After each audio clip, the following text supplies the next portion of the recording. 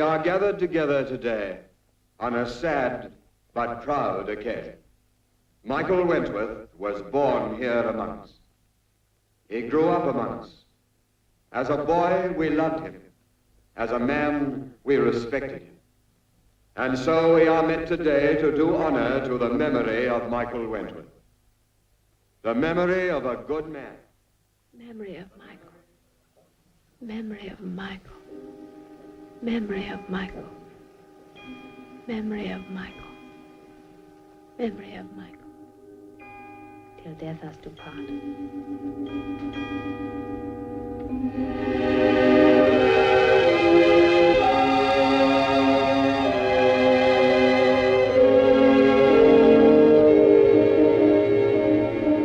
Captain Michael Wentworth, 26,208. Alderman Joseph Carr. Major Wentworth.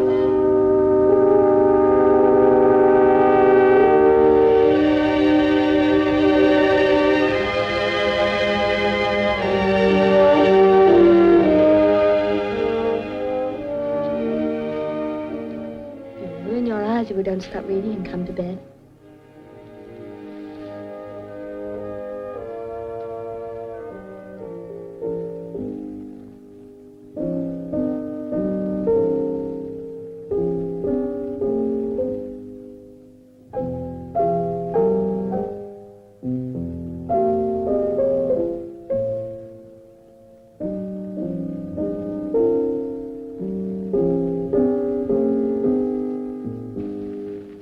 Say it again, darling. You always say that. I know, but I never get tired of it.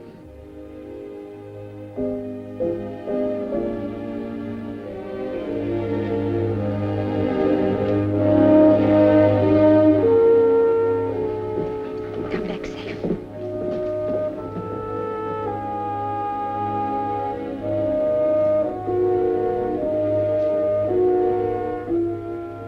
We shall always think with pride of him and of the men who died with him. They shall grow not old as we that are left grow old. Age shall not weary them, nor the years condemn. At the going down of the sun and in the morning, we will remember them.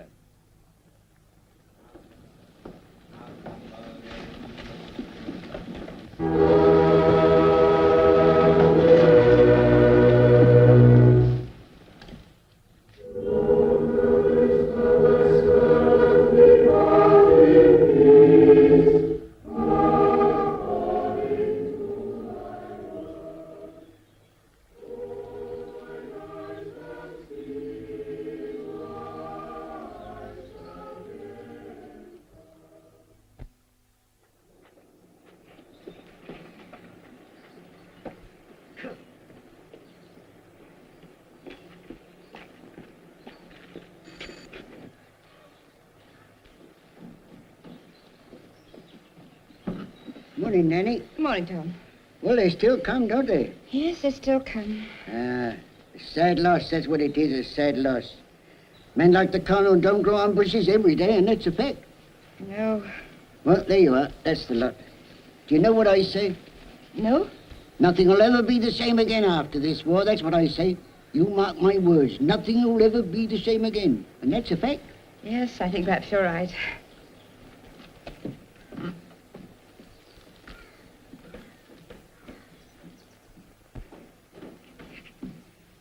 Here's the postman. Thank you, Nanny. No, put them there, please, will you?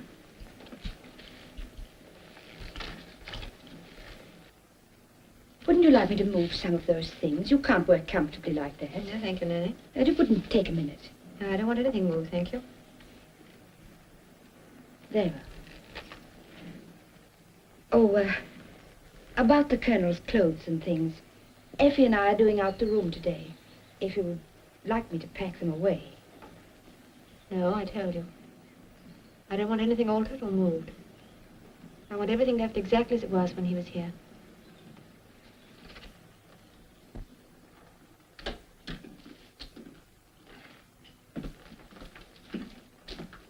There you are.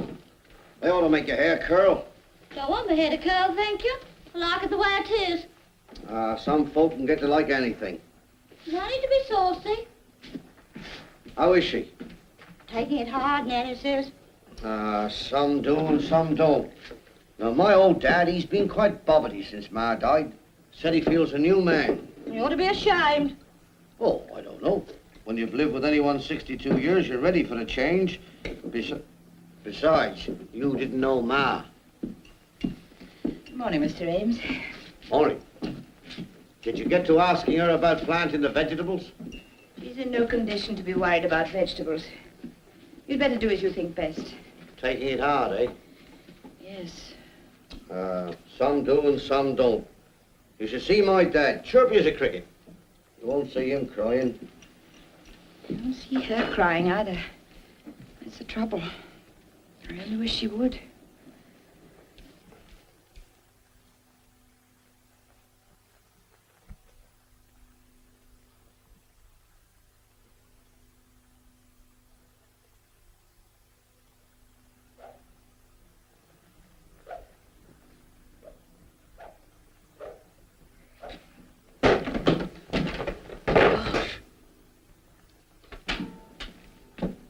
Robin, what are you doing? Oh, my goodness, the lamp. And your father's rod. I hope you haven't broken that too, have you? No. Well, put it away quickly before Mummy comes. I don't know what she'd say if she knew. If Daddy's dead, why shouldn't I have his rod? Robin, put that down at once. Remember that in future none of your father's things are to be touched. But do as I say. Oh, I'll do it. I'm awfully sorry, Mummy. Darling, that's all right, but you will take care of Daddy's things in future, won't you? Oh, Miss Diana, I almost forgot. Mr. Llewellyn's waiting outside. Oh, good. Well, He's going into Alsea in the car and wants to know if you'd like to go with him. thank you, Nanny. I don't want to go out and I don't want to see anyone. Will you tell him? Very well.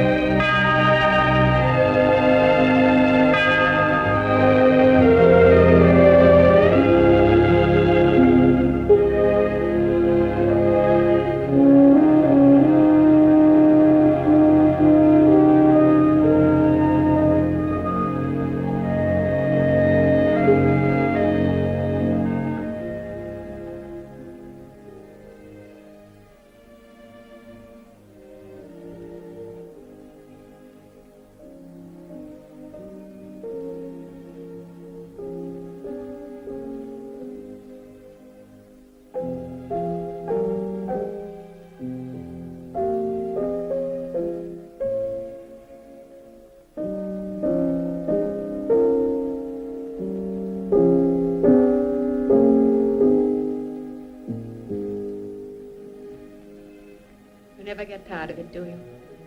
No, I'll play it again for you later on. Oh, Ames wanted to know today whether we should plant potatoes in the blue border. I said no. The amount of potatoes we could grow in one border wouldn't make enough difference to matter. I know how much you love it when it's in bloom. Robin's been fishing with Richard twice. Oh, Richard's so good with him. You'd think they were the same age, the way they go on. Oh, Robin wanted to use your rod today. I told him you wouldn't like that. It looks as though they're going to call up Effie. Well, then Nanny and I will just have to manage the house by ourselves. It won't be so bad, really. I can do the beds, and Mrs. Ames is coming in to help with the cleaning. Oh, darling, it's so good to have you back. I began to think you were never coming. The days seem so long when you're away. I grow so tired of waiting. It's all right now you're here.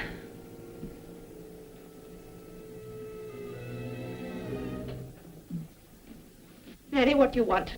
I thought I heard voices. Someone moving about. No. There's nobody here but me. Hadn't you better go back to bed? Yes, Miss Dinah.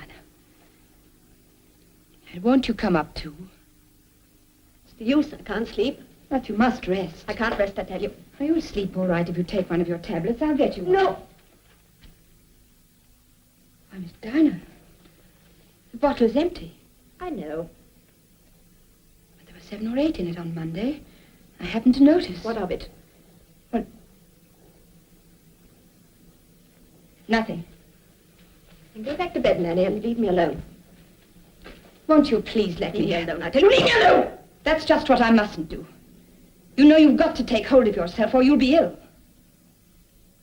I'm perfectly all right. You're not all right. I know it's a hard thing to say, but you've got to get used to the idea that the Colonel's dead. It's no good pretending. All the pretending in the world won't bring him back again. You've got to make up your mind to that and start a new life without him.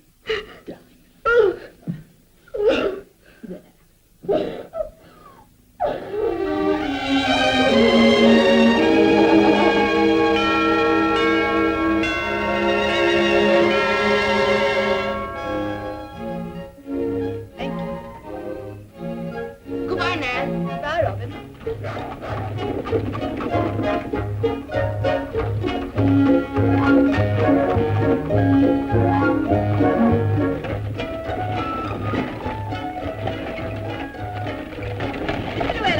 Compton Bennett.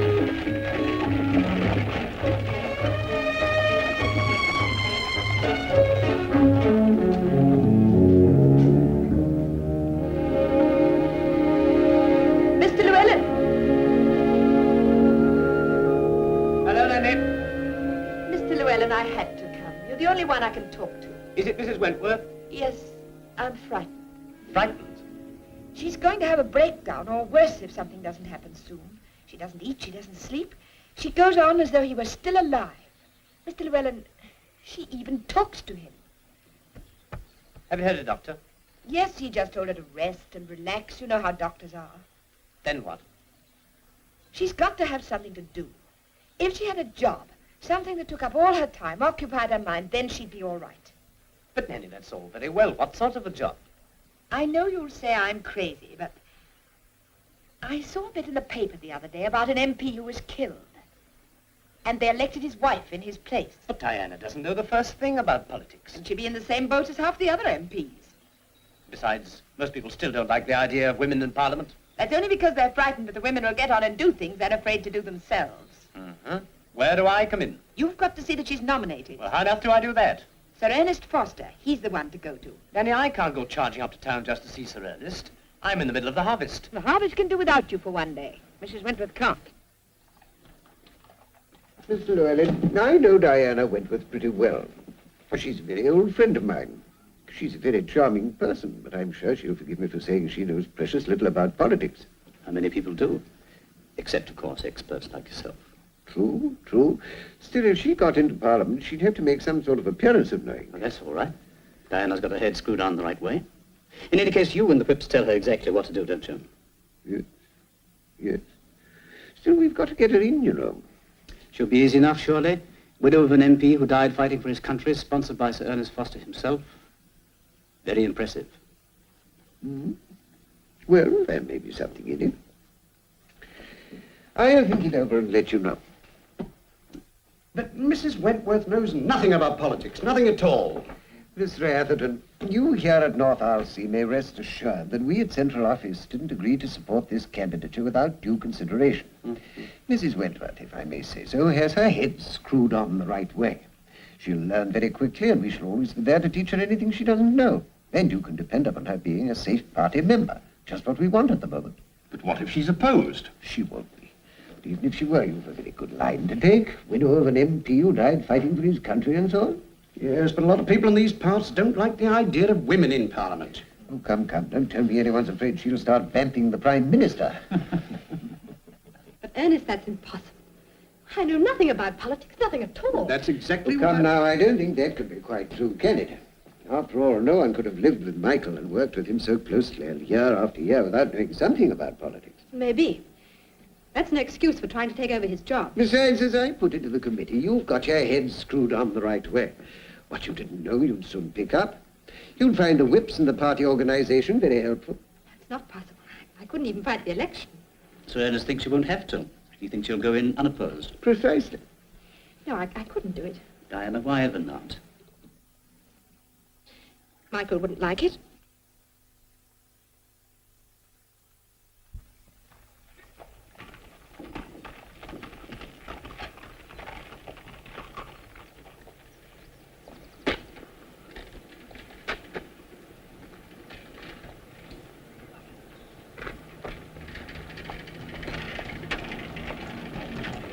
Morning, Mrs. Wentworth. Morning. Anything for me? Yes, 2 ordinary ones and 5 of them there khaki things. No more forms to fill up. Do you know what they're saying down the village? Oh, what? They're saying as how you mean to put up for Parliament and take the Colonel's place. Really? Yeah. Do you think that's a good idea? No, I do not. Oh, You know what I say?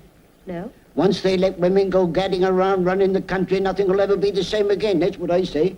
And no offense to you, Mrs. Wentworth, but you mark my words. Nothing will ever be the same again. And that's a fact. Well, morning, Alice. Hello. I'm going to London on Monday. I want you to take me to catch the 11 o'clock. Yes, Mrs. Wentworth. I'll be up about 10:30. Fine. Heard from Harry lately? Yes. He's in North Africa. Properly browned off, too. Thinks I'm letting his precious garage go to rack and ruin. Well, that's the last thing he need worry about. Remember me to him when you write. Okay, thanks. That's right, you're putting up for Parliament in the Colonel's place. Well, they have asked me. Do you think it's a good idea? Well, I do and I don't. Do some of these stodgy old MPs good to have a few more women there. Ginger 'em up. But? Well, I think a woman would need to be awfully tough to make any impression on them. I think you'd be too gentle with them. Right.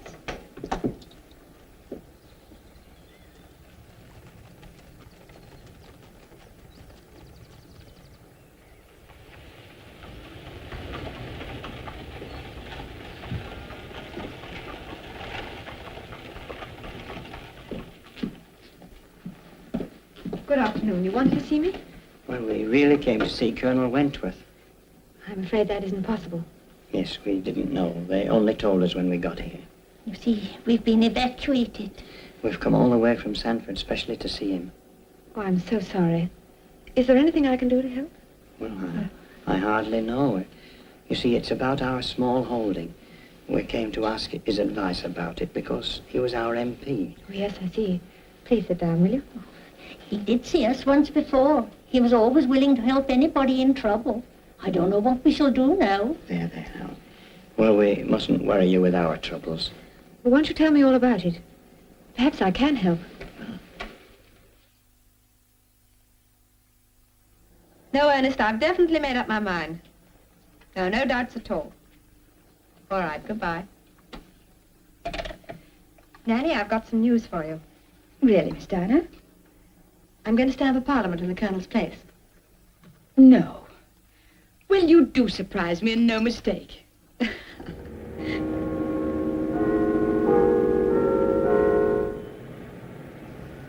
You members desirous of taking their seats will now come to the table.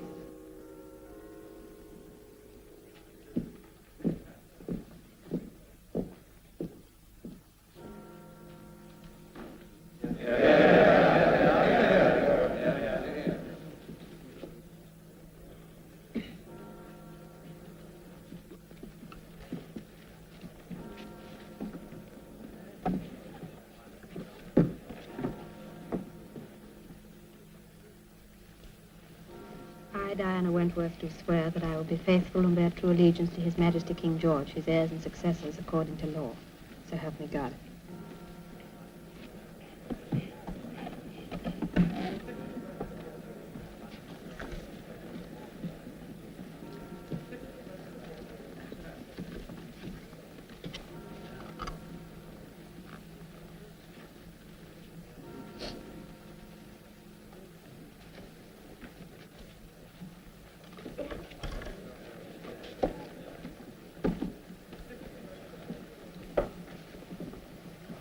Mrs. Wentworth, North Alsea.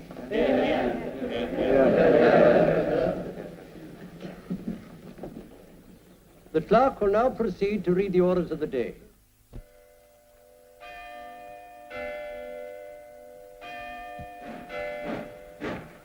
Mrs. Wentworth.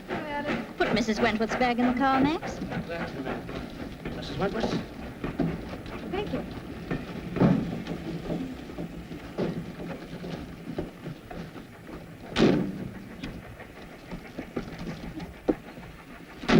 I'll be round about 7. Okay, Max.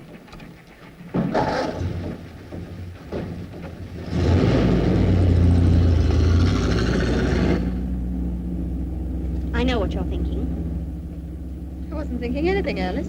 Then you're the only one in the whole village who isn't. Oh, dear, is it as bad as that? Worse. Look, Mrs. Wentworth, can I ask you something? Of course you can. Do you see anything wrong in me going to the pictures or having a drink at the local with a boy like Max? No, I don't think so. He's a decent chap. He's got a girl of his own back in Detroit, and there's nothing in it. Nothing. Well, you know what I mean. It kissed me once, but I soon put a stop to that. Why? Well, it wouldn't do, would it? I don't know. I was asking you. Well, it wouldn't. It's always been Harry with me. I thought everyone knew that. Oh, if you listen to some of the spiteful old cats in this village, you wouldn't think so. Don't let them get you down. Oh, I won't. I wanted to marry Harry before he went out east, but he wanted to wait. Perhaps he was right, I don't know. I don't think Harry's got much to worry about. Not even if I do go out with a Yank occasionally? No, I don't think so.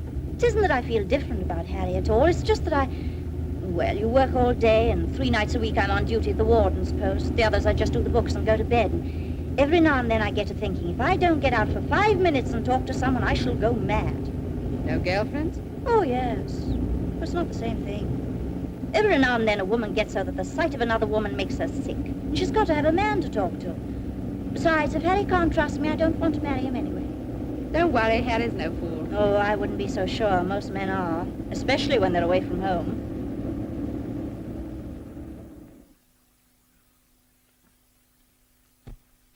Hello, Mum. You're awfully late. I know, darling. Is your old coat better? Absolutely gone. I mean, Nanny doesn't believe me. Uncle Richard's here. Oh, Richard, how nice. Richard. Just dropped in to say Merry Christmas. Oh, how I hate train journeys in wartime. Robin, you can come and help me get Mummy's tea. Okay. Were there any bombs going up in London, Mum? A few, darling. The postman says London will never be the same again. Come along, Algernon. Diana, look all in. Been overworking again? I suppose so, but I shan't have to any longer. Oh? Why not? I've got a secretary. Have you now? Where? Here? No, she'll work in the flat mostly. The flat? Yes, didn't I tell you? No. Nobody tells me anything anymore. Well, it's tiny, but it's less than a minute from the house. I really can't keep traveling up and down every day the way the trains are now. Or staying at hotels for weeks on end. You might look as though you were pleased. Can't expect me to be pleased. Just means we'll see less of you than ever. No. I shall work down here whenever I can get away. You know, you've changed. Have I? Yes. Amazingly. Yes, I suppose I must have. I really haven't had time to notice. Oh, there's so much to do and so much to learn. If I'm going to be any good at it. So far, I've been content to keep my ears and eyes open and my mouth shut. Next session, I intend opening my mouth as well. Well, watch you don't put your foot in it. Sorry. So I should think. I think I better be going now. Oh, must you, Ricky? Don't change too much, will you? Why not? Well, I was very fond of the old Diana. You're not so fond of the new one. That's a leading question. Diana, something I brought you for Christmas. Ricky, how sweet of you. Can I open it now? Well, Robin's been told he can't open his till Christmas Day. Well, I haven't got as much self-control as Robin. Ricky. It's lovely. It'll be wonderful on this. You'd look much better on a wedding dress. Diana, I don't suppose you would consider marrying me. Darling, I'm awfully fond of you. I don't think I'm quite ready for that yet. Of course, I don't want to rush you, but I had hoped you would think it was a rather good idea. No, it wouldn't be right for either of us just now. You see, everything about my life is changing so quickly. I've got a new job, and I don't know nearly enough about it. Maybe I want to get out and see people, meet them, talk to them, find out what they're thinking and feeling and what they want out of life. Oh, Ricky, there's so much to do. Well, at least think it over, will you? Yes, I will. Thank you for a lovely present.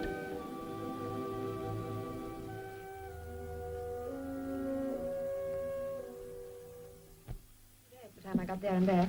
Annie. This is Sergeant Higgins to see you, madam. Higgins? I don't know any Sergeant Higgins, do I, Dewey? No, I don't think so. Shall I go and look in the file? No, we'd better get it over with. Show me, Nanny. Very well, madam. I think no to that, and that, and that, and that one's just plain silly. Oh, Mr. Bradshaw. Well, dear sir. Sergeant Higgins, madam. Why, Effie. I'd hardly recognized you behind all those stripes. Really, ma'am? How nice to see you. You'll stay and have lunch, won't you? We can manage one more, can't we, Nanny? Oh, yes, I think so. It'd be nice to have some home cooking for a change, won't it? Oh, I don't know, ma'am. Food in our mob is very good. Really? Plain, but beautifully cooked. Effie's a cook instructor now, madam. Oh, I see. We must have a long talk after lunch. Yes, ma'am. Come along, Effie. See you later, Effie. That was Mrs. Hanscom of the WVS. She wants to know what you can do about clothes for the bombed out. Oh, wait 1 minute. Nanny! Yes, ma'am? Those clothes of the Colonel's up in his room.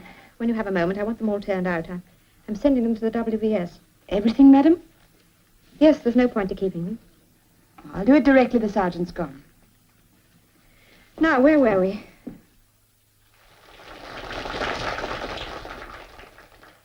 You all know the wrought iron gates at the bottom of the drive here. They're very beautiful and rather valuable. But if North Alsea produces a better result this year than last year, I'll give those gates to the salvage campaign. No woman worth her salt wants to be parted from her babies. But no woman with any sense wants to be saddled with them 24 hours a day. Now, if we can afford to spend thousands on car parks and car park attendants, surely we can afford a few hundreds for baby parks. They're identical to 1/10,000th part of an inch. Yet this one costs 20% less than this. You know why? Yes. Yes? This one was made by a woman.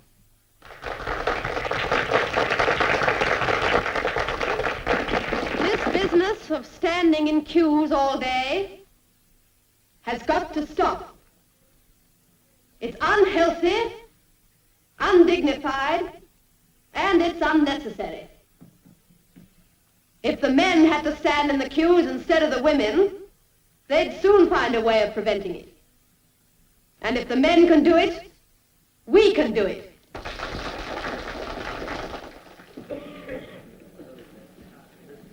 The provision of 5,000 nursery schools would accommodate 280,000 children. This is what I want to know. Diana, I want a word with you. Yes? We want you to speak for us in the debate on Wednesday. Oh, Is that all you've got to say about it? of course, I'm delighted. Will I be good enough? We've been having plenty of practice lately. Besides, some of your speeches have been creating quite a stir. Have they? Quite a stir. By the way, you do know the party line on this, of course.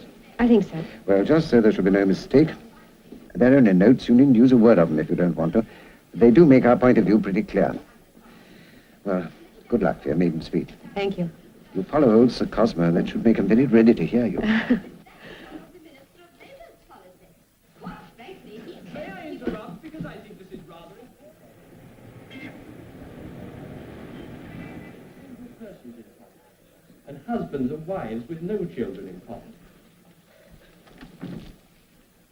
Mrs. Wentworth. Mr. Speaker, on this occasion when I address the House for the first time, I crave for my shortcomings that indulgence for which this House is justly famous. Most other members listening to me today will have passed through this same ordeal and will sympathize with me in my task.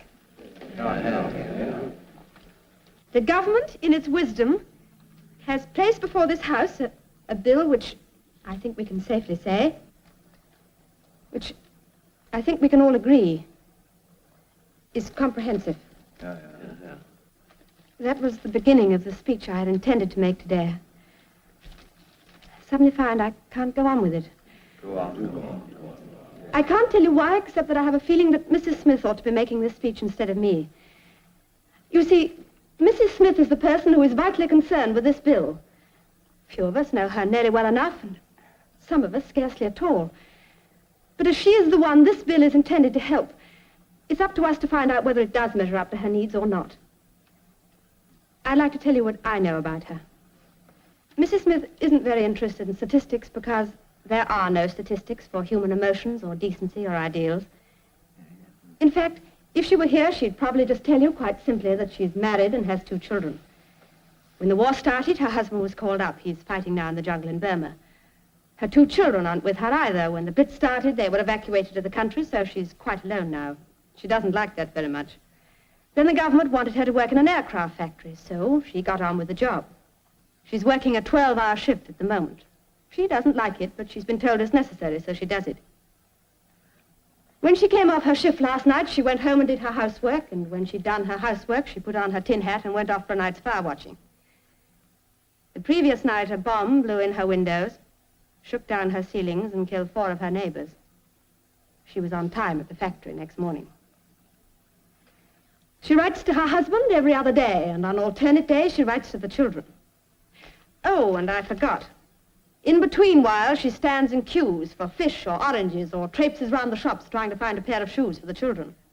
Now, when Mrs. Smith has time to think, which isn't very often, she thinks of a happier, more pleasant world after the war. She wants quite a lot of things out of the post-war world.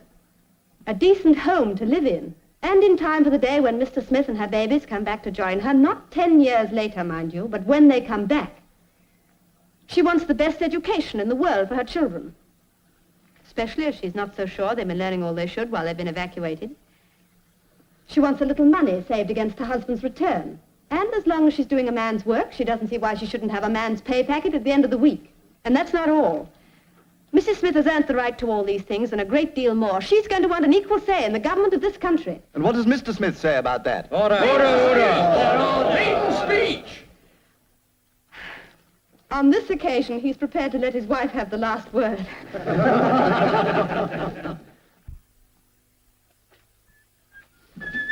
Evening, Judy. Is she back? No. She said she'd phone about 6. I'm waiting for her call now. She's late. She's at a committee meeting. They're having fun, I gather. Yes, she's in the thick of the fray, I suppose. I shouldn't wonder. Well, that's very thoughtful of you. Here you go. Is that how you like it? Perfect. There she goes again. Yes.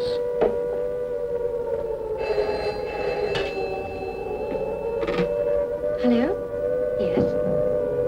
She wants you. Thank you. Hello, Diana? Yes? Oh, I'm very sorry. Oh, not at all. It can't be helped. I've got a committee that'll probably go on till about 11. Oh? That sounds ominous. What is it, a deputation of my constituents? Well, look, why don't you have dinner and call for me afterwards? 10:30? All right, goodbye. Bless you.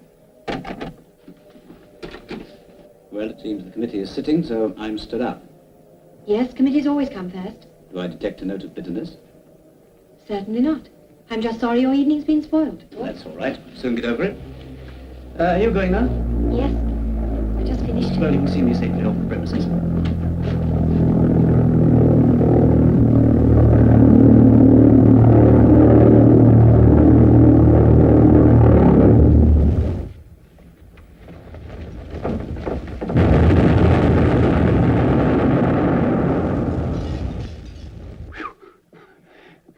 Yes.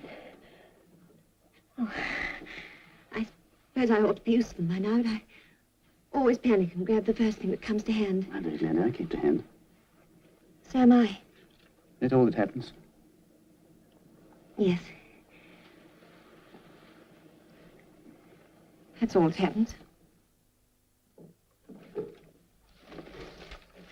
Evening, Mrs. Wentworth. Good evening. You can come up if you don't want to. I'd like to.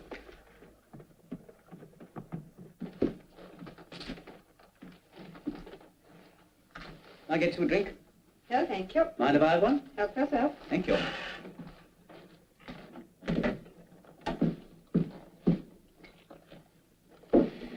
Look, Diana, I'm only telling you what people are saying.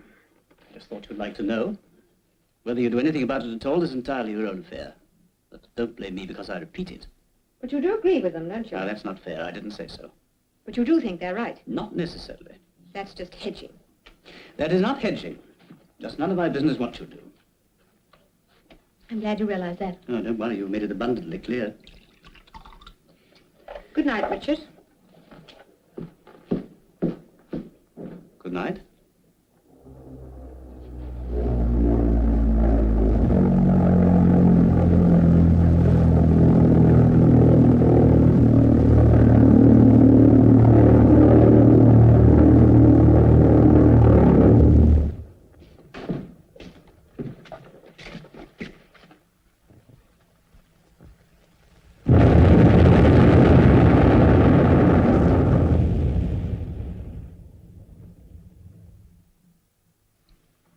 Richard, why didn't you do that before?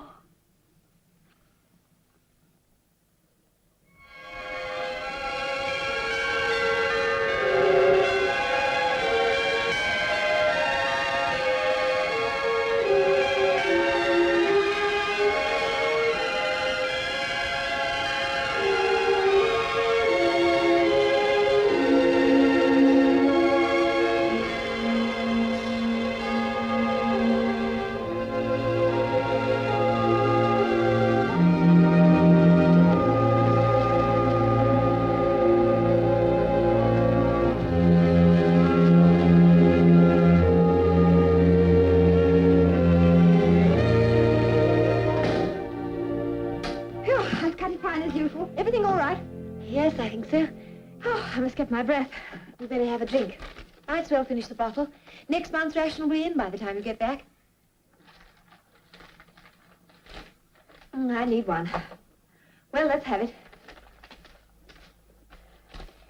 I booked the table at the 400. The hire car will pick you up there at 11.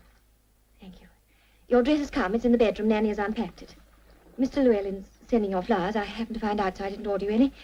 The people at the church have been warned to keep it all as private as possible. Mr. Llewellyn's got everything else. Special license, declaration, train tickets, and so on. Your luggage is gone except for the 2 small bags. Mr. Llewellyn's coming for those in a few minutes. And, I think that's all. Thank you, Judy, dear. I don't know how I should ever manage without you. You couldn't have taken more trouble if it had been your own wedding. It wasn't any trouble. I enjoyed doing it. You know, you look all in. All right, thank you. I'm afraid I've been working you too hard. The holiday will do you good. Yes. Holiday's all I need. It's high time you stopped talking and came and changed. All right, Nan, I shan't be a second. Now, look, don't forget. Nobody's to know anything about this until we get back. Don't worry, nobody will. I hate to find a lot of pressmen waiting outside the church.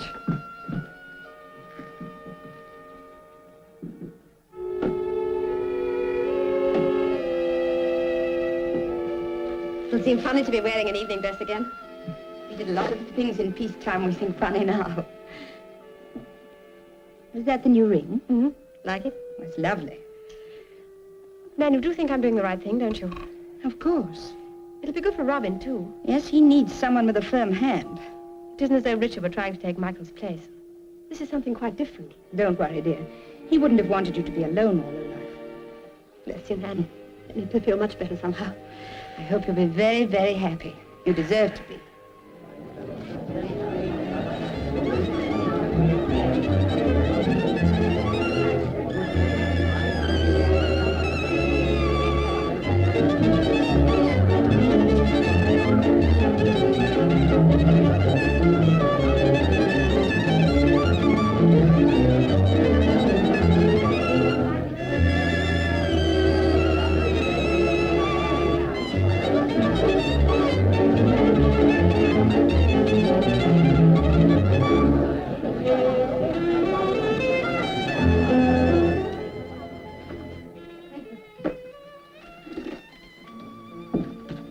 Hello. Diana, is that you? Who is it? Ernest Foster. Ernest. How did you find me here? I've been trying to locate you for the last hour. Fortunately, we were able to track your secretary. Diana, I must see you at once. But I'm leaving in 20 minutes. I've got a train to catch. Won't it wait till I get back? I'm afraid not. What is it? Diana, I've got some very important news for you. Don't tell me there's another government crisis. This isn't a political crisis, Diana. It's a personal one. What? What? I'm sorry. What did you say? I'm afraid you and Richard won't be able to go away. Go. Listen, dear. You know the Russian advance has overrun several prison camps lately. Yes? Well, in one of them, they've discovered several British prisoners. People of whom we've no record, whatever. Alistair, do speak up, will you? This line's dreadful. I can't hear you properly. I say, in one of them, they've discovered several British prisoners. People we thought were dead.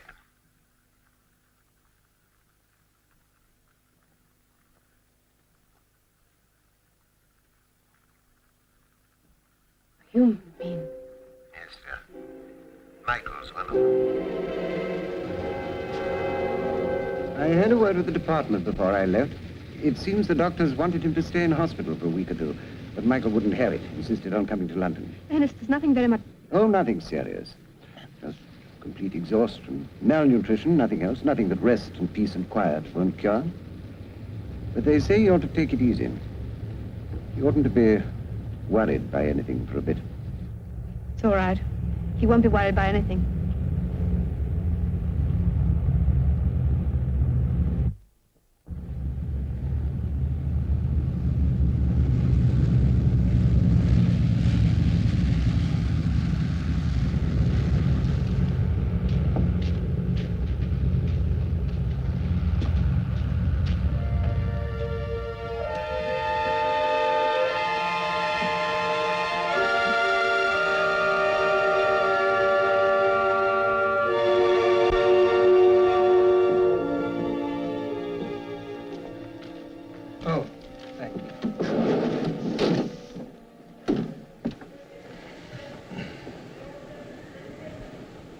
Look, should we leave these open or would that be too much for you?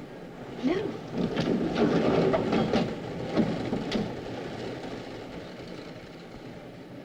I liked your hair better the way you used to do it. Oh, did you? Seemed too young somehow. Too young. But you're not very old. I feel it.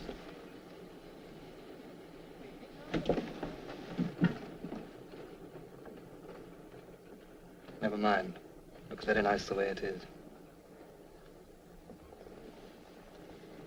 So good to have you back. I can hardly believe it's true. How's Robin? Oh, he's fine. He's grown. So I imagine. He's very excited. Oh. Yes, I suppose he would be. Don't worry, darling. No one's going to fuss. You're very thin. Yes, I'm horribly gaunt, I'm afraid. Never mind, we'll soon fatten you up. Make me sound like a Christmas turkey.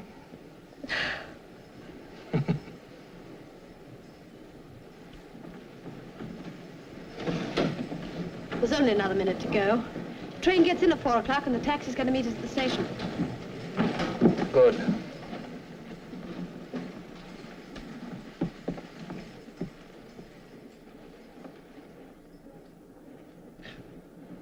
What did you do when you thought I wasn't coming back? I tried to fit in my life as best I could. It wasn't easy. I don't suppose I thought it was. We're starting. Yes, we're starting. All over again.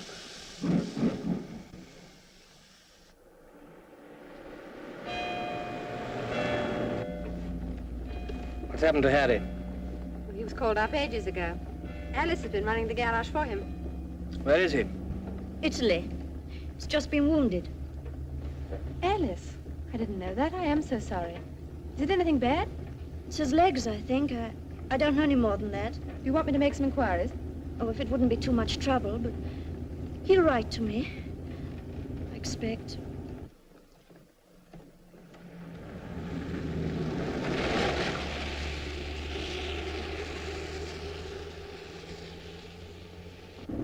No, stop. Stop the car. What's happened to the gates? Darling, the government salvage, you know. Sacrilege, you mean? Shall I go on, sir? No, no, wait here a minute. I think I'll walk up to the house. I'll meet you there. Don't tire yourself, will you? I just want to see what else the government has taken from me while I've been away.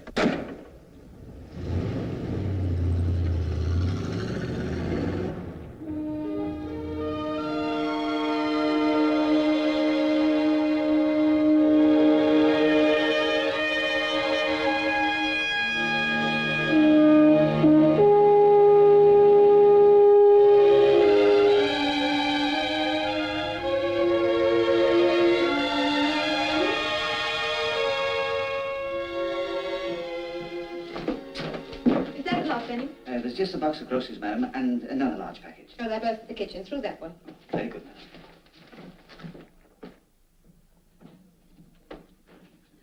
madam. Oh, Nanny, what a day. Where's Robin? She's over at the farm, I think. Is the Colonel? No, he left us at the gate. He wanted to walk up through the wood. I tried to persuade him not to. Did you tell Robin? Yes. I hated leaving it all to you, but what could I do? I had to tell him once before, remember? Yes. Bless you. Is the Colonel's room quite ready? Yes. You mustn't show you're worried about him. He's very thin and strained and tired. The doctors say he's suffering terribly from reaction. We'll take care of him. More than anything, he needs rest and quiet. He won't be worried from the village, I've seen to that. But those London papers, the telephone's been ringing every minute since the news got out. Miss Meredith got here just before lunch. She's coping with that. Oh, and, Mr. Llewellyn was here this morning.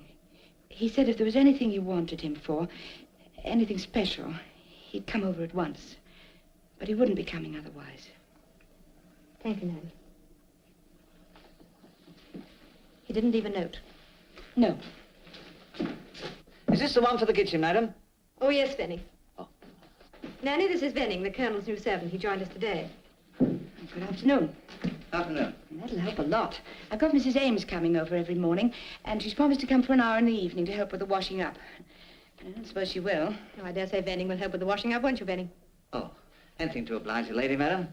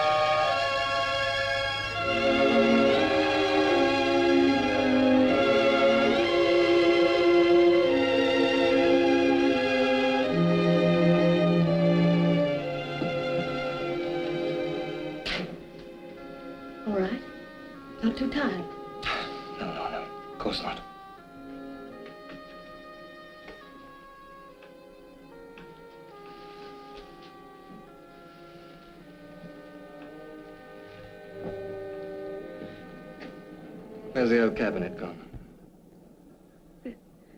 Oh, we had it moved upstairs. We thought it took up so much room. Oh. Altered the whole look of the place, somehow. That table's been shifted, too. Oh, no. Has it? Mm-hmm. It's all so much smaller than I remembered it. If you only knew how many times I've imagined this.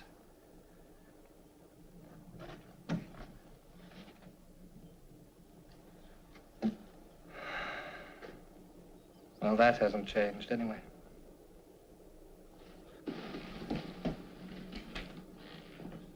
Used to be white roses in that bowl. There will be again. Maybe the garden isn't what it used to be. So I noticed. See, Thompson's been called up, and there's only old Ames to do everything now. I'll have the cabinet moved down again tomorrow morning. Good. Come to think of it, that table isn't right. We used to have the flat up. Darling, you have overdone it. Would you like to have your dinner in bed? A very festive suggestion, I must say. Well, the doctor said you needed all the rest you could get. Been no rest for me to be cooped up in bed. Where's Benning? Benning's upstairs. Can I do anything, sir? Oh, Nanny. Good afternoon, sir. Welcome home. Soldier's return, Nanny. Rather a quiet one. The trumpets had all sounded for him on the other side. Don't get up, sir. How are you, Nanny? Quite well, thank you, sir. Good. He hasn't changed much, has he, madam? A little thinner, perhaps, but otherwise just the same. Yes, just the same. A little more difficult. One can't be cooped up for years at my age and get away with it entirely. No, sir. Half-starved most of the time. Oh, don't worry, no. I'm not going to make a flesh creep with my lurid tales. I'll keep those for the House of Commons. As Colonel Wentworth entered the House, cheers resounded from end to end of the historic chamber. Or didn't they? Well, what about opening that case of drink, Nanny? Yes, sir. Poor Nanny. She's never forgiven us for growing up. She's very devoted.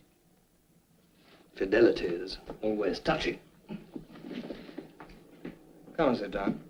I will, directly. I must give Nanny a hand with that box first.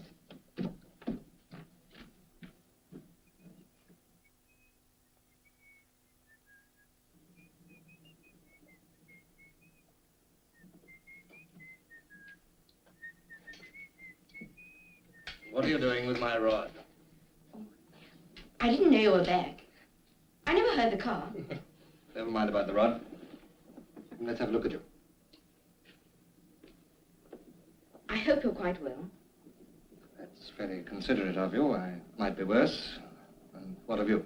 Oh, I'm all right, thanks. Our school? All right, thanks. Good. I expect you're feeling jolly tired. You'd like to rest. I think I'll just go and see what Mummy's doing. No, don't try to wait. And don't let anyone mention the word rest to me. Tell me what you've been doing. Nothing much. Just mucking about. How long have you had the long trousers? Since my birthday. I'm 13. No grey hairs yet. The war news is very good, isn't it? We seem to be absolutely rushing ahead everywhere. Are we? What were the roses like this year? There aren't any anymore. They're cabbages now. There aren't any wrought iron gates either, are there? Mummy gave them for salvage. She made a speech about it. She did what? Oh, I forgot. I wasn't to speak about that. Why, was the speech such a rotten one? No, it was jolly good.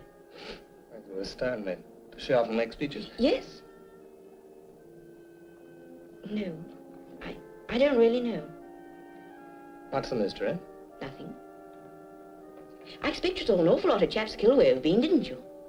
I saw a whole lot who would have been happier killed, but you tell me about the speech. It's much more important. I don't know anymore. I think I'll just go and see what Mummy's doing. Well, Mummy's gone to see what Nanny's doing. I expect they're seeing about supper. It's made a lot of extra work, you see, you're coming home. I'm sorry.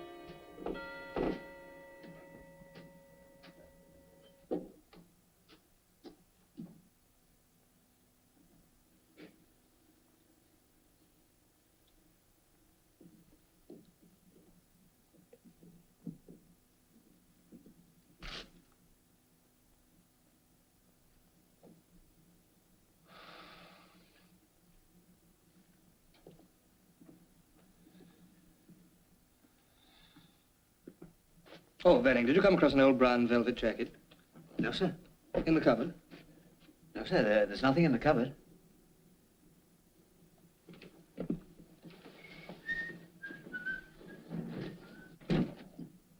Oh, Benning, you might ask Nanny whether all my clothes were given away, will you? Yes, sir.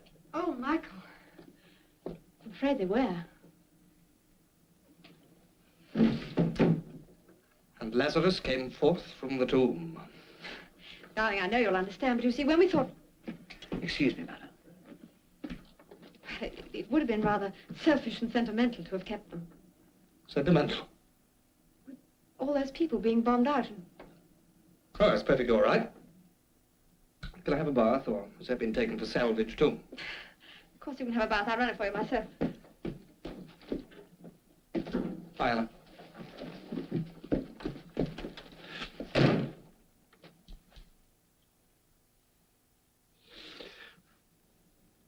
Come straight back.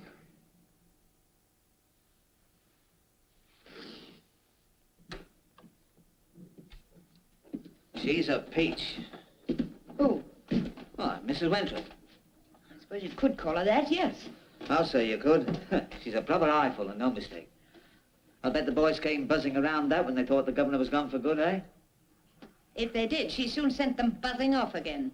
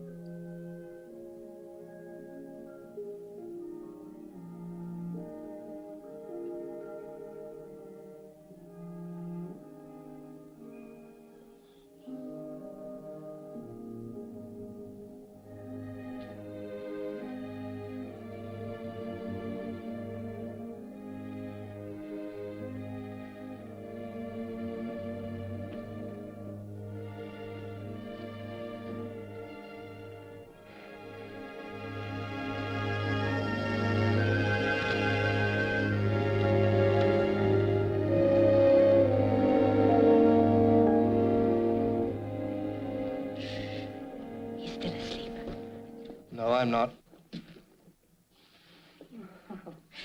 You look just as though you were fast asleep. I was thinking. We brought you up some breakfast. Ah. Nice light diet. When do we kill the fatted calf, Nanny? Well, I think we could manage you another egg. Venning will give you his. Oh, no nonsense. I wouldn't hear of it. Nanny, how long have I been asleep? About 14 or 15 hours. How did I come to fall asleep like that? You were worn out, sir. You fell asleep while Madam was running your bath. Well, that reminds me. Where is Madam? Gone to the farm, sir. Up bright and early she was. What on earth for? Well, you see, food is harder to come by than it was before you went away. She's gone to beg for a chicken. Beg for a chicken? Well, can't we pay for one? Well, nowadays, it isn't a matter of whether you can pay for a thing or not. It's a matter of whether you're a friend of the butcher's or not. And if you aren't, heaven help you.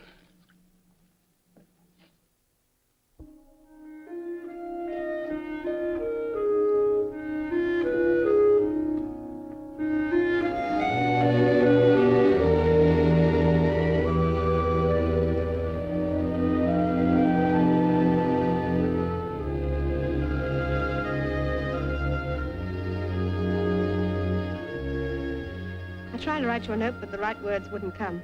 There was no need for a note. I'd have understood. I know you would.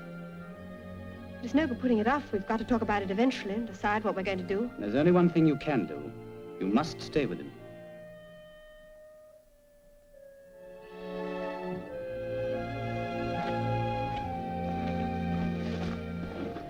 I know you're right, but he's practically a stranger. He's your husband. You might have been that by today. There's no need to remind me.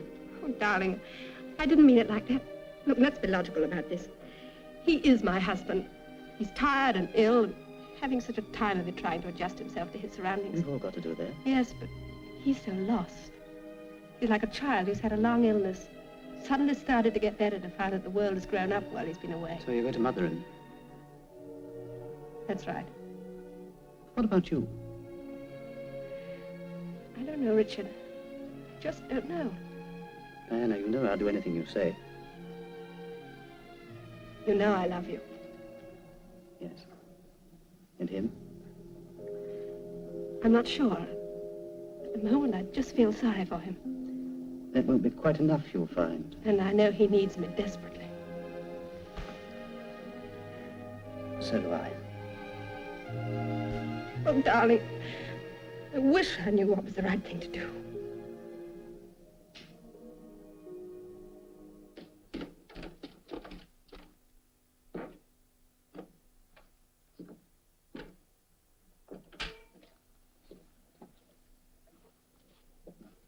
Great grief, what have they done to this room? I beg your pardon. And I beg yours. I'm Judy Meredith. How do you do? I'm Michael Wentworth. Yes, I realize that. I've seen your pictures. Did you alter the room like this? No, it's always been like this. Indeed it hasn't. Do you live here? No, I live in town. Oh. I only stay here when Mrs. Wentworth wants me to help her. Oh, well, don't let me prevent you being helpful. Thank you. I'm merely looking for a book. Can I help you? Hmm? Oh, no, thank you. You go on helping my wife. I'll help myself. Ah. I beg your pardon. I'm afraid I'm disturbing you. Not at all. There are some letters for you here. Already? Those are yours. Those? They're Mrs. Wentworth's. Oh, really? She must be a very regular correspondent. Oh, that's nothing, really. You should see the post she has in town. In town? Yes, at the flat. What flat? Don't you know about the flat? No. Should I? Mrs. Wentworth will wish to tell you about it herself, no doubt. No doubt. Tell me, are there any wrought iron gates at the flat? Wrought iron gates? Hmm. No, I don't think so. No, of course not. Why? I just wondered. Thank you for setting my mind at rest. Oh.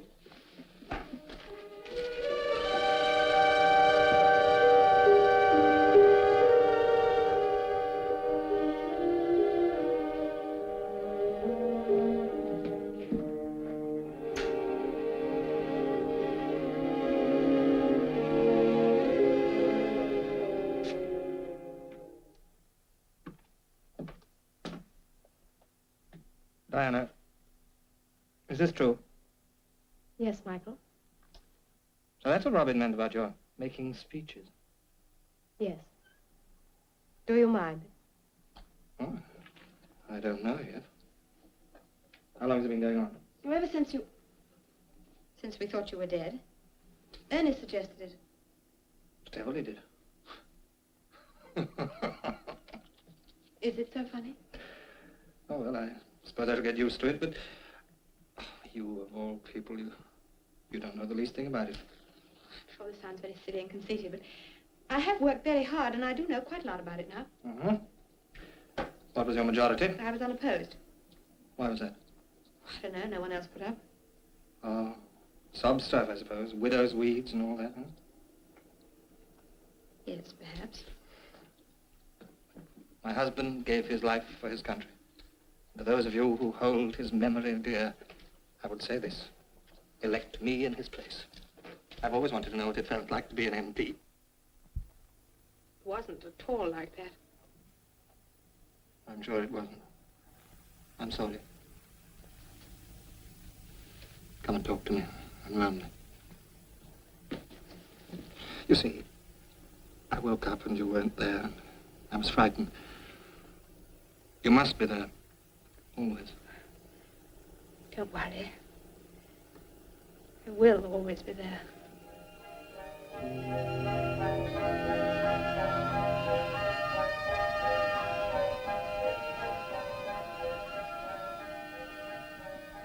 Happy? Mm-hmm. You don't resent my being back? Resent? Michael, what a thing to say. Well, must be a bit of a bore having a husband that you believe dead suddenly appearing from nowhere. Michael, why couldn't you have let us know? Well, that's a long story. I'll tell you someday, not now. All right.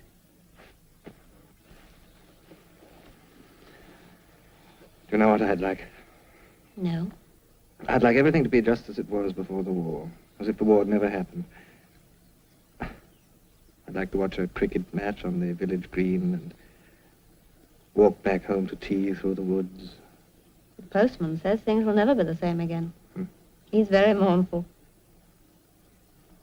Shall you mind very much? What? Giving everything up and being a wife again? Do you really want me to give everything up? Well, yes, I think so, don't you? Don't know, Michael.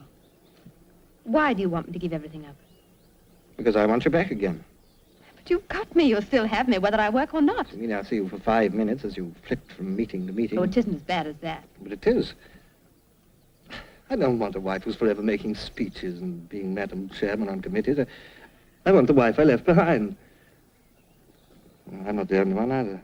There are thousands like me, millions. Fellows who in peacetime wanted nothing better than a pint of beer on the way home and pictures on Saturday night.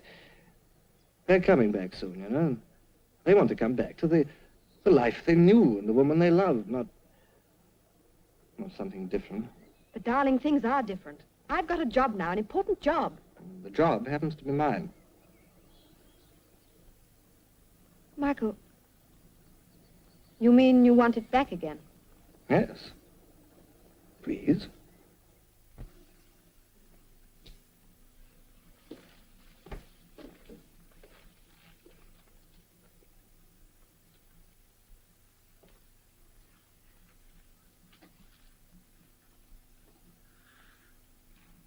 You look so lovely.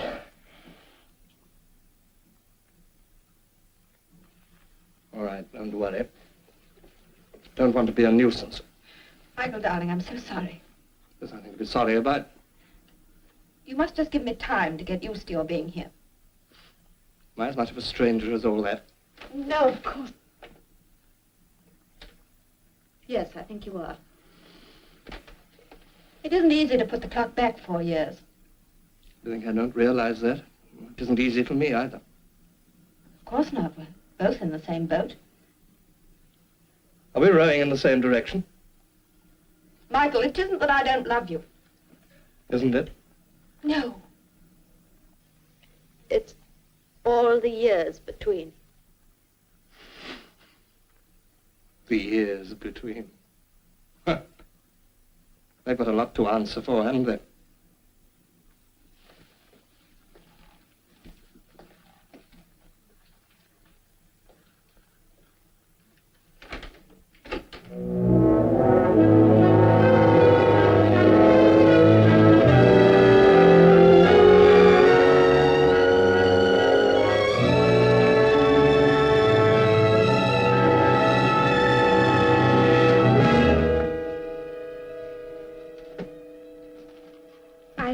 Run up to London this morning. Up to the flat? Yes, I've got a lot of work I want to clear up, and I want time and peace to think. Maybe gone about 3 or 4 days. I see. That'll give you time to settle in down here and give us both time to think and adjust ourselves. Yes, by all means, let us adjust ourselves. Then maybe, when you're rested, you might like to come up to London and join me. Thank you. I think I shall stay here, then you can join me. Michael, won't you please try to understand? I might ask you that. All right.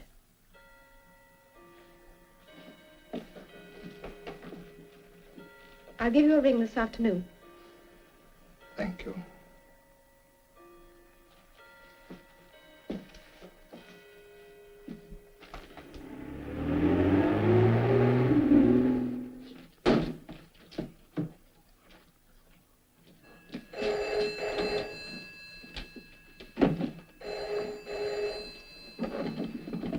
Hello? Michael? Hello, Richard, my dear fellow. How are you? Huh? I'm very well, thank you. Good. When are you coming over to see us? I'd like to. Tell you what, I'll give you a ring sometime. Look, Michael, your son has just fallen in our stream. Is he all right? Well, yes, perfectly soaked to the skin, of course. Do you think you could get Ames to bring over a change of clothes for him? Yes, of course. I'll bring one over myself now. No, don't bother to do that. That's no bother. Looking forward to seeing you again. Be right over.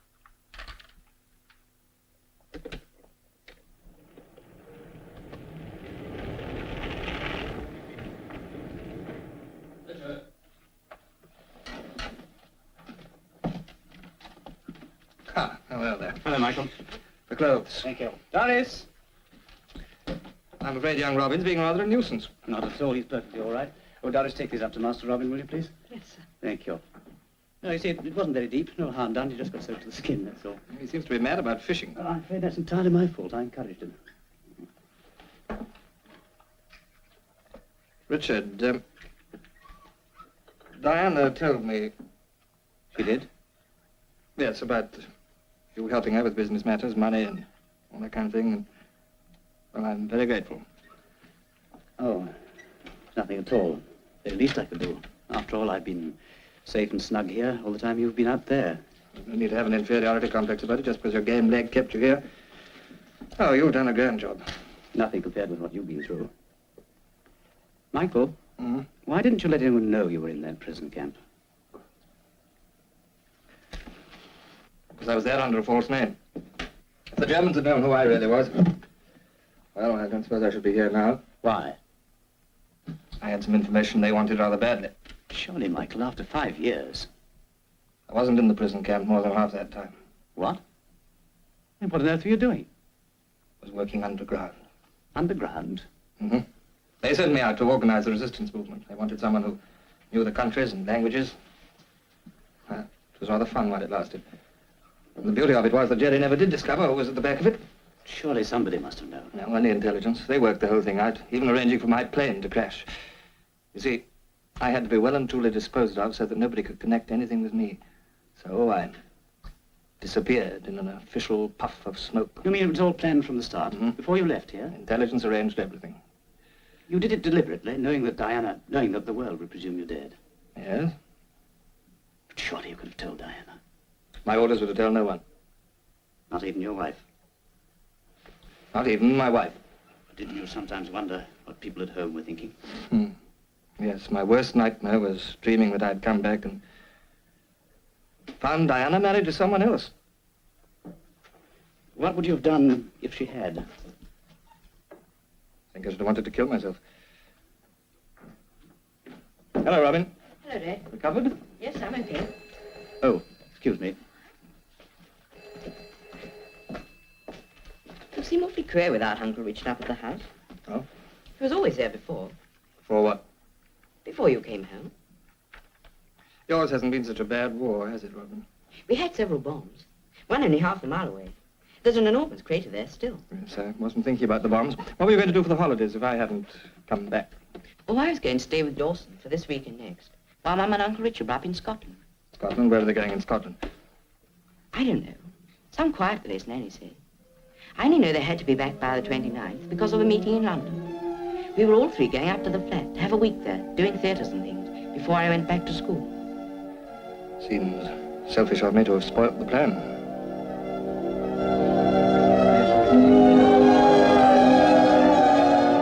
Bye, Richard. And thanks for everything. You coming, Robin?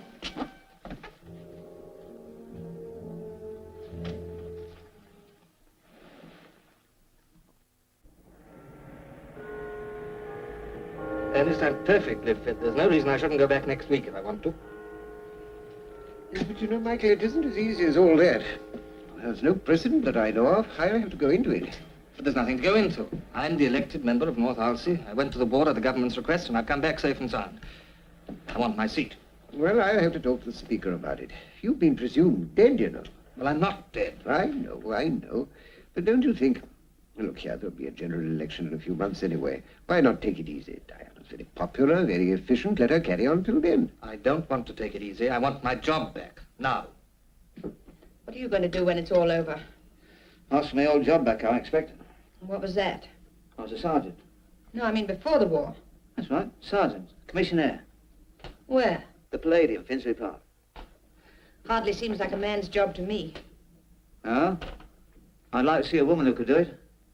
Can you see a woman in a uniform coat with medals all over her shouting, standing in the 1 and 9, seats at 2 and 6 and 3 and 6?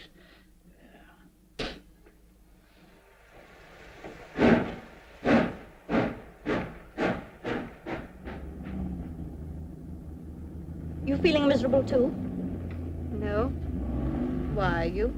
Mm-hmm. It's Harry. Now he's come back, he won't marry me. Why ever not?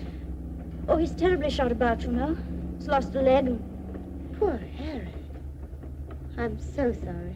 It was an awful shock to me at first, but I made up my mind it wasn't going to make any difference. I said, I don't care how he comes back. He's mine, and I'm going to marry him. I thought I could run the garage, and he could look after the books and the phone, all that sort of thing, and we'd manage a treat.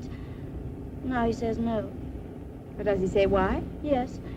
He says no one's got the right to come back and find things just the same as when they went away.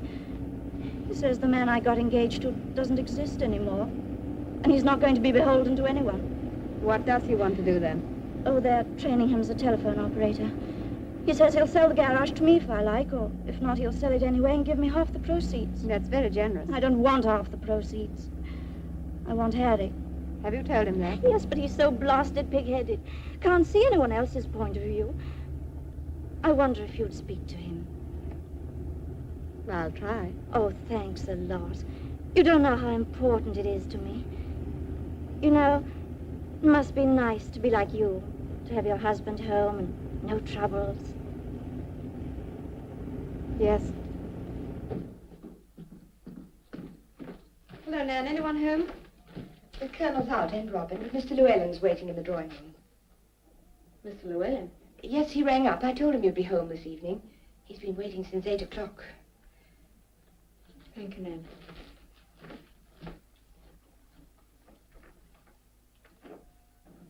Richard. Diana, I had to come.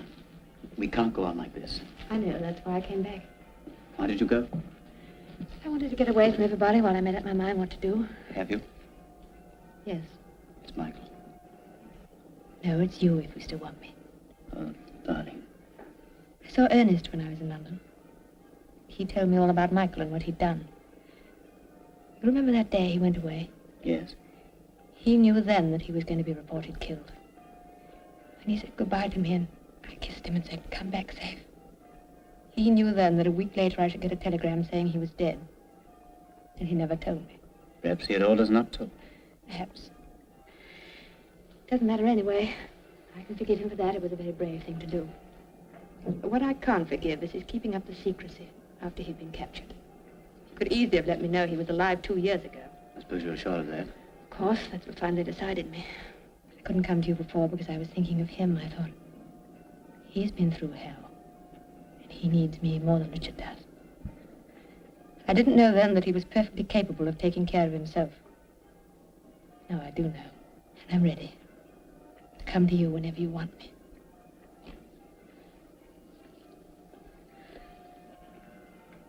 Richard, haven't you anything to say? Diana, it's no good. I've got to tell you. Wasn't like that at all.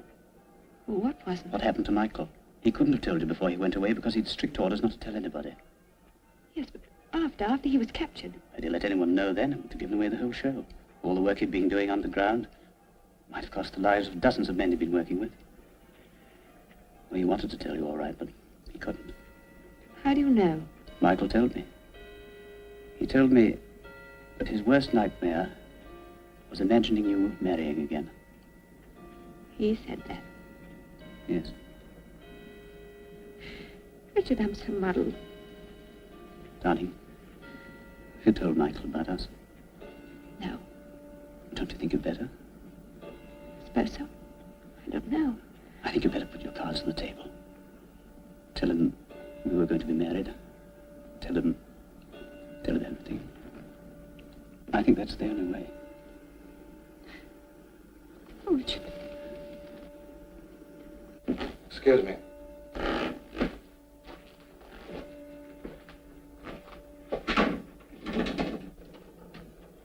Please don't go on my account. Perhaps I'd better go. No, I think you should hear the news. This may be an historic moment. Read by Stuart Hibbert. In accordance with arrangements between the three great powers, an official announcement will be broadcast by the Prime Minister at 3 o'clock tomorrow afternoon, Tuesday the 8th of May. So tomorrow will be treated as VE Day, and the whole day will be regarded as a holiday. The day after, Wednesday the 9th of May... Peace finds us ill-prepared.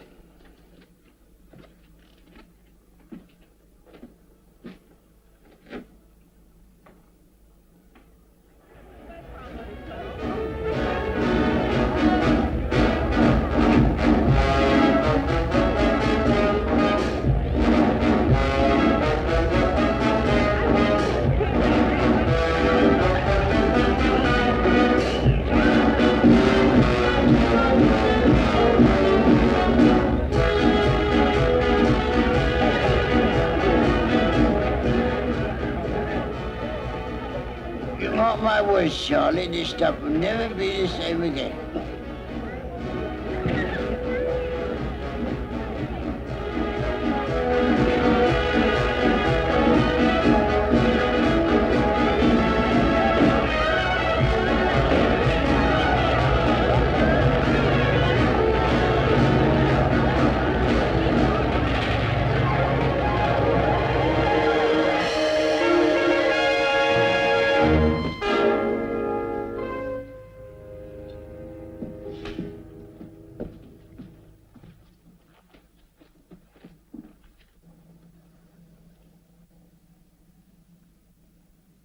Michael.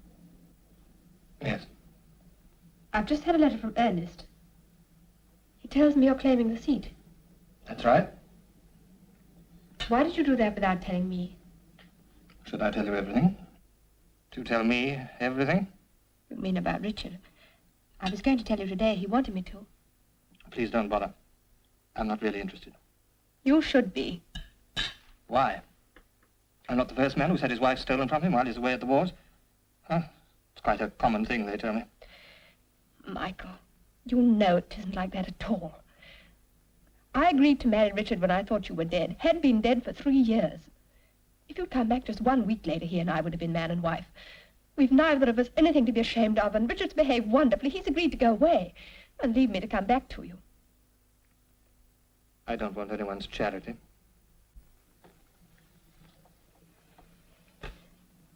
Is that really all you have to say? What else is there for me to say?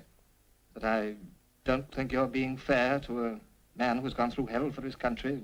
That I can't live without you. I don't want you to say anything you don't mean.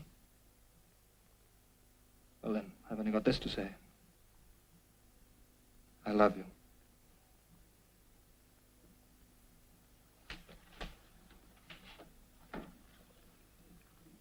It's a pity you didn't think of that the day you said goodbye to me. I thought of nothing else. But you didn't love me enough to tell me what you were planning. I had to choose between my inclination and my duty. My orders were to tell nobody. Not even your prospective widow? Do you think it was easy? Do you think I didn't realize the risk I was taking? I knew perfectly well that if I was lucky enough to come back, I might find you married to someone else. I knew it was a gamble, but I thought somehow that I could gamble on you. Well, I gambled and lost. Don't let's hold inquests. We must go our own ways. Very well, Michael. If that's the way you want it. It is. I'll go up to the flat this afternoon. Richard can join me there. Oh, about the seat. Damn seat. I've already applied for the Chiltern Hundreds. I'll put up somewhere else again at the general election. You must do as you think best. Oh, Nanny, I'm leaving. I want you to pack all my things. I'll just take an overnight bag now and send for the rest of my things next week. Ask Benning to call for a taxi, will you? Do you mean you're leaving the Colonel? Is that what you're saying? Yes, ma'am. That's what I'm saying. Is this true, sir? It looks like it, doesn't it? But you can't do that. You can't either of you be so silly. Too late, Nan. It's done. What about Robin? Robin will stay with his father. Who's going to tell him? Oh, it's no use looking at me this time. Twice I've had to tell that boy his whole life's been changed around, and I'm not going to do it a third time, not for anyone. His father will tell him. Don't you want to tell him yourself? Not particularly. You say I'm an interfering old woman, but there's something else I want to say. I've never told you about this before because it hurt too much. But did it ever occur to you to wonder why I never married? I was going to be, to a nice boy, but he was killed on the Somme in the last war. I didn't know, Nan. I'm sorry. You've no call to be sorry. There are hundreds like me in this war as well as the last. Women whose men won't come back to them. But there are thousands more like you. Women whose men will come back to them. Men they didn't ever expect to see again. Men they didn't very much want to see again. Nanny, that's not fair. Oh, I know it isn't all one-sided. There'll be thousands of men coming back who won't make allowances for what their wives have been through while they've been away. Men who'll expect to find nothing changed, even though they've changed themselves. But that's not the point. It's this. Somebody's got to start a little give and take. You heard what the Prime Minister said the other day on the wireless. He said nations have got to collaborate and have faith in one another if there's ever going to be peace. But if people like you can't do it, how do you expect nations to? Have you got so big you can't be a wife to your husband anymore? And have you got so important you can't bear to see your wife doing something just as well as you did it? Do you mean to say you're both incapable of working together? Nanny, that's enough. Yes, it is. Quite enough. I've said my say and I can't do any more. There's peace in the world again. It's starting today. But if you two are any sample of what's going to happen, then we might as well have the war again right away. Because we've lost the peace. Lost it before it's ever started. I won't have anything to do with it, do you hear? I won't have anything to do with it.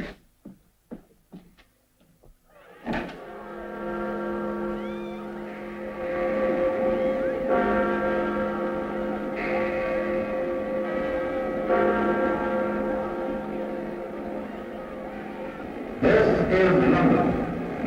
The Prime Minister, Right Honorable Winston Churchill.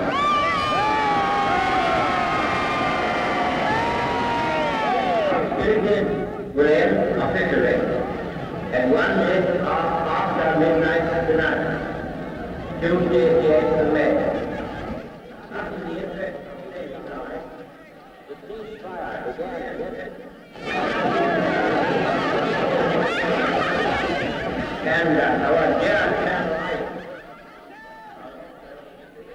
There's peace in the world again. It's starting today. But if you two are any sample of what's going to happen, then we might as well have the war again right away. Because we've lost the peace. Lost it before it ever started. Judy, give me some notepaper. Judy, notepaper.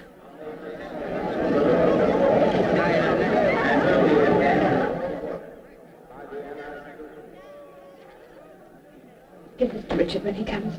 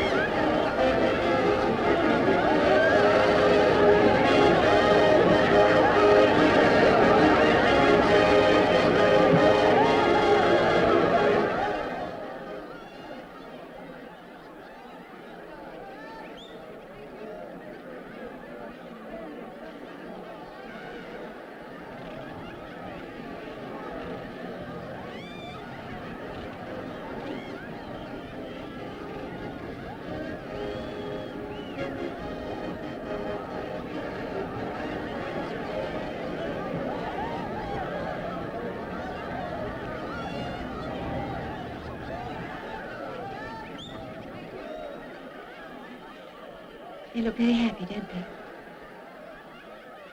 Yes. It's probably because they don't know what's ahead of them. But everything's going to be all right now, isn't it?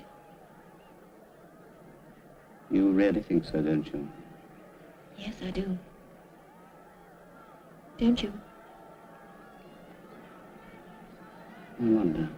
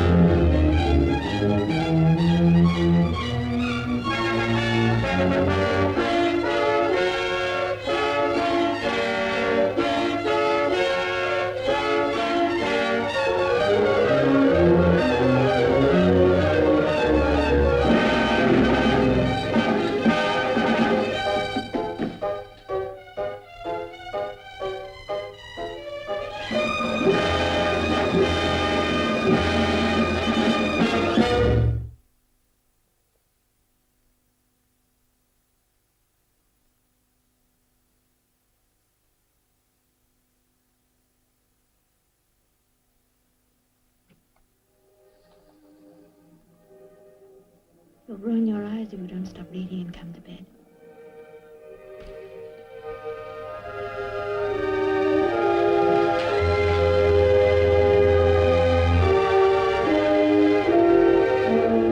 Colonel Wentworth.